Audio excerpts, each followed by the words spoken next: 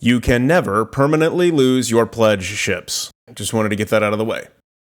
One of the most important moments at CitizenCon this year was when we learned how insurance, warranty, and ship and item replacement would work in Star Citizen 1.0, something that's been speculated on for a long time. There's been some confusion though, so let's clear it up. This is University of Stanton. Class is in session.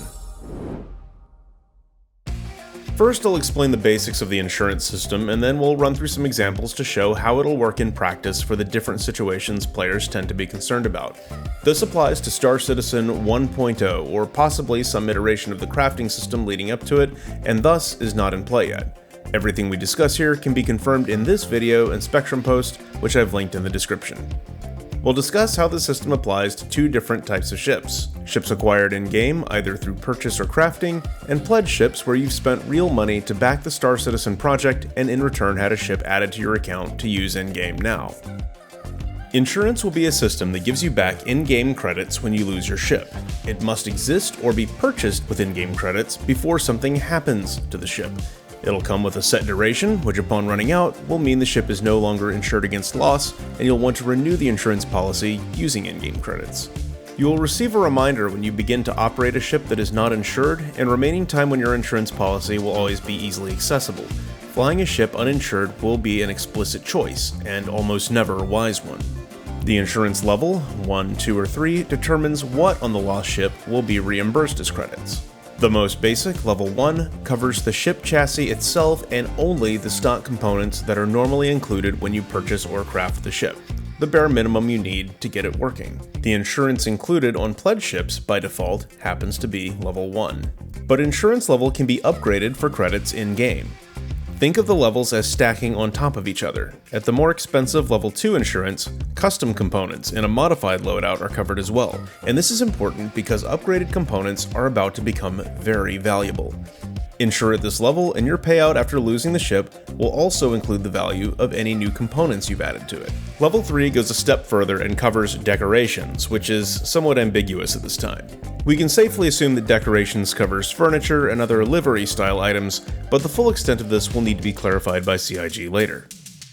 Warranty is where most people get confused. Warranty is an add-on to a ship that changes how you get reimbursed by insurance. Rather than giving you credits, insurance on a ship with a warranty on it will give you replacement items. Again, this is based on what's covered by the insurance level to begin with. You still have to choose and pay in-game credits for the level of insurance you want on your ship, and what you receive for losing it is still based on what that level of insurance covers. If you wouldn't get credits for it through insurance, a warranty won't give you items back for it either. There is no expiration time on any warranty. Warranties are permanent, and they come in two flavors, as in-game rewards and as store pledges. In-game warranties will be rare but obtainable through different means. CIG specifically mentioned completing the upcoming story quest chains in 1.0 as a way to earn your first one. Once obtained, you slap the warranty on your favorite ship and it stays tied to that ship. If the warranty is transferable, which we're told that in-game warranties will be, you can remove it from that ship and put it on another one that you'd like to have covered instead. There is a cooldown period to this. Warranties can't simply be hot swapped onto any ship when you want to. The length of this cooldown has not yet been specified, but if I had to guess based on what they're trying to achieve, anticipate a transfer cooldown of 24 hours or more. The second kind of warranty comes by having purchased or pledged a ship through the RSI website. Every ship you pledge for comes with a permanent, non-transferable warranty attached to it. This is separate from and regardless of the insurance duration. LTI or not, the warranty included in all pledges ensures that you can never permanently lose your pledge ships.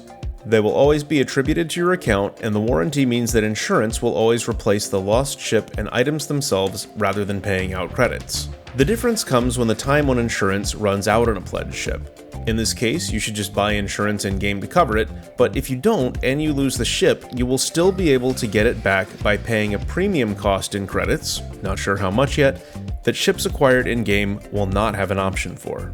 It's worth mentioning again that the insurance that comes with pledged ships is level 1, and while this will cover the ship itself and stock components, it can and should be upgraded to level 2 or 3 in-game if you want to keep any parts you've added to it. You're welcome to leave your questions about this in the comments in case any of this isn't clear, and I'll do my best to answer them. But to help make this more real, let's run some practical examples first. WaterPatate, a longtime Star Citizen community member and streamer, created the perfect flowchart to illustrate this, so I asked to use it here. Be sure to check out her stream in the description below. Let's say you are in the persistent universe with a new ship you have crafted or bought entirely in-game. The game will warn you when you try to fly it uninsured. If you don't purchase insurance and you lose the ship, it is gone for good. But if you're smart and you do purchase insurance first, when that ship is destroyed, you'll receive the full value and credits for it and all its stock parts. That will help you towards replacing it with another.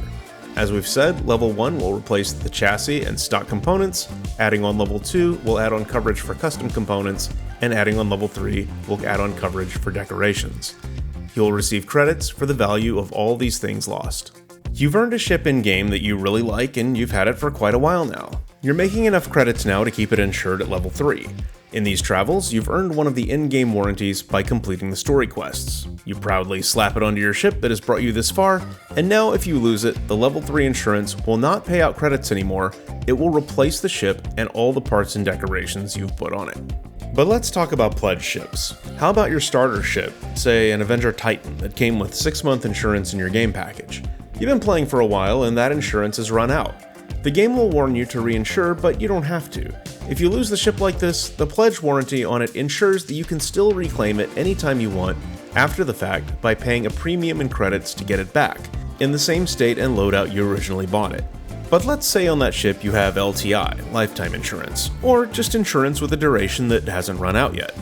They're essentially the same thing, level 1 insurance coverage. Losing the ship will mean that you'll receive the ship and its stock components in the state that you pledged for it. Additionally, that level 1 insurance will remain on it automatically, so you don't have to renew it, unless you want to upgrade it to level 2 or 3, which you absolutely want to do if you've upgraded components.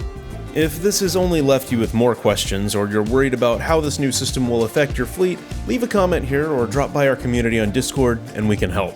Thanks once again to our awesome Patreon and YouTube members who are helping to support the work it takes to keep this channel rolling. Links are in the description below if you'd like to join in. Thanks for watching. Class dismissed.